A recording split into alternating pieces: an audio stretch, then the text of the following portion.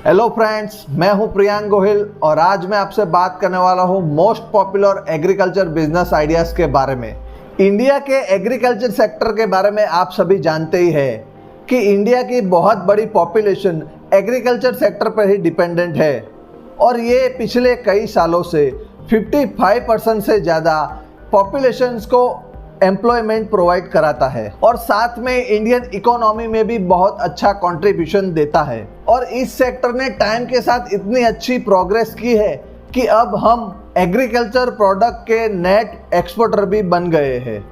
तो ऐसे में एग्रीकल्चर सेक्टर में बहुत तेजी से ग्रोथ करना आसान है। ट्रेडिशनल फार्मिंग के साथ इंडिया में ऑर्गेनिक फार्मिंग की डिमांड भी बढ़ने लगी है और यहाँ पे उगाई गई चीज़ें बाहर एक्सपोर्ट भी तो हो रही है। तो अगर आप एग्रीकल्चर सेक्टर्स में इंटरेस्ट रखते हैं और एक बिजनेस स्टार्ट करना चाहते हैं तो ऐसा नहीं है कि आपको खेती ही करनी पड़ेगी। इसके अलावा भी कई सारे बिजनेस है जिसकी मदद से आप एक बिजनेस शुरू कर सकते हैं और अपनी किस्मत आजमा सकते हैं। तो आज मैं आपको ये वीडियो के माध्यम से 5 ऐसे most popular agriculture business ideas के बारे में बात करने वाला हूँ। So without any further delay let's get started. Number 1 पर है हाइड्रोपोनिक फार्मिंग।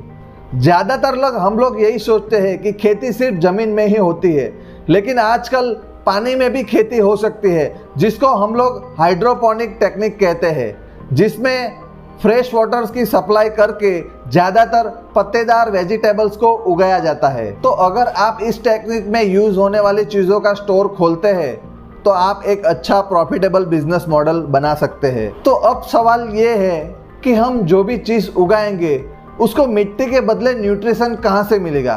तो उसका जवाब है पानी। जी हाँ, पानी से मिलेगा। इसके लिए पानी में ही ज़रूरी न्यूट्रिशन सप्लाई किया जाता है। जैसे लोग मिट्टी में खाद या कंपोस्ट डालते हैं, तो आने वाले दिनों में इस टेक्निक से खेती का ट्रेंड बहुत बढ़ने वाला है, क्योंकि ज़मीन महंगी होती जा रही है और मेट्रो सिटी में ज़मीन के भाव करोड़ों में है। तो फ्यूचर की सोच के आप इस बिजनेस में उतर सकते हैं और एक अच्छा प्रॉफिटेबल बिजनेस बना सकते हैं। नंबर 2 पर है lemon grass farming. Lemon grass farming अभी बहुत डिमांड में चल रहा है और इसका यूज़ कई सारे प्रोडक्ट को बनाने में होता है, जैसे फूड प्रोडक्ट, ब्यूटी प्रोडक्ट, साबुन, शैम्पू, हेयर ऑयल और परफ्यूम, और इसके अलावा एसेंशियल ऑयल बनाने में भी इसका यूज़ होता है। और साथ में ऑर्गेनिक फार्मिंग में और घरों में यूज़ करने वाली ऑर्गेनिक पेस्टिसाइड में भी इसका यूज़ किया जाता है।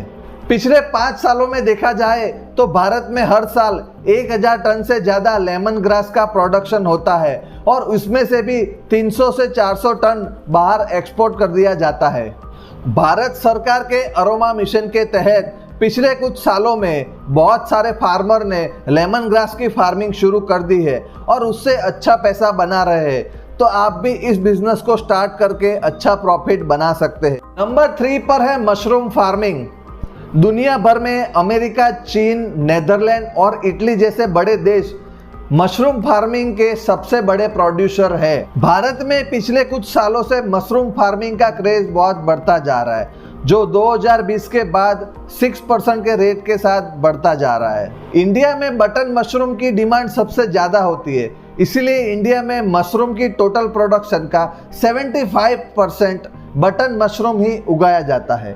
मशरूम फार्मिंग के लिए न तो आपको हल चलाना होता है, न तो आपको बहुत सारे ज़मीन की ज़रूरत पड़ती है।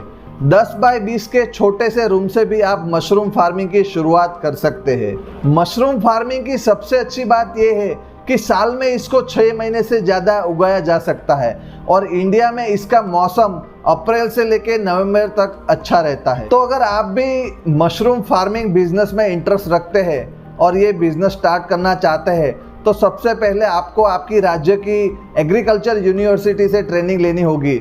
उसके बाद आप सोशल मीडिया के माध्यम से या तो आपके नज़दीकी फार्मिंग के मदद से आप इस बिज़नेस को स्टार्ट कर सकते हैं और इससे एक अच्छा रेवेन्यू जनरेट कर सकते हैं। नंबर 4 पर है वेनिला फार्मिंग।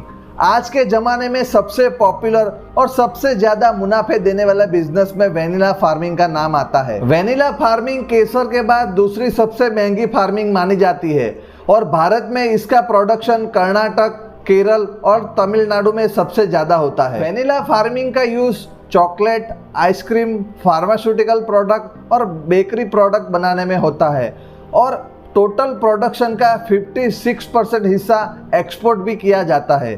तो आप भी इस बिजनेस को स्टार्ट करके अच्छा प्रॉफिट बना सकते हैं। नंबर 5 पर है स्टीविया फार्मिंग। दोस्तों, पिछले कुछ सालों में स्टीविया फार्मिंग में बहुत ज़्यादा बढ़ोतरी देखने को मिल रही है, क्योंकि स्टीविया फार्मिंग बहुत ही सस्ती है और इसमें बहुत ही कम मेंटेनेंस आता है दोस्तों। और उसमें सबसे बड़ी बात यह है, ना तो इसको ज़्यादा खाद और ना तो इसको ज़्यादा पानी की ज़रूरत होती है। और दूसरी सबसे बड़ी बात यह है कि इसकी जो लाइफ है वो मिनिमम 5 से लेकर 6 साल तक रहती है और आप इसको 4 से 6 महीने में इसकी पत्तियां काट के बेच सकते हैं।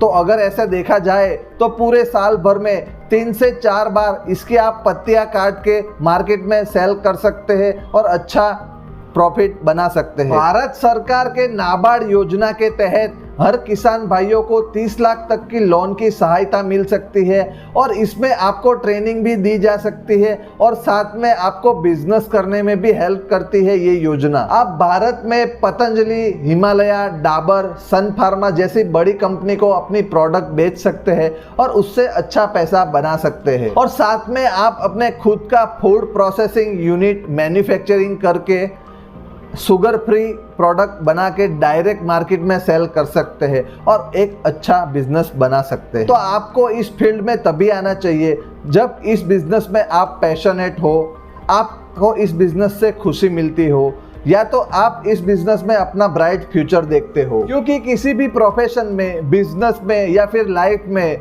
वही करे जो आपको पसंद हो। इसीलिए अपनी जर्नी को एंजॉय करिए और अपने गोल पे फोकस कीजिए और साथ में अपने बिजनेस का डिसीजन सही से लेते रहिए। तो दोस्तों, अभी जो मैंने आपको 5 ऐसे एग्रीकल्चर बिजनेस आइडियाज़ के बारे में बात की, तो आपको इसमें से कौन सा पसंद है वो आप तय कर सकते हैं और उसके साथ आप अपना एक नया बिजनेस स्टार्ट कर सकते हैं। तो आपको ये वीडियो इन्फॉर्मेटिव लगा हो तो वीडियो को लाइक कीजिए और फ्रेंड्स फैमिली के साथ शेयर कीजिए और चैनल को सब्सक्राइब करना ना भूलिए, ताकि आगे मैं आपके लिए और ऐसे इन्फॉर्मेटिव वीडियो बनाता रहूं।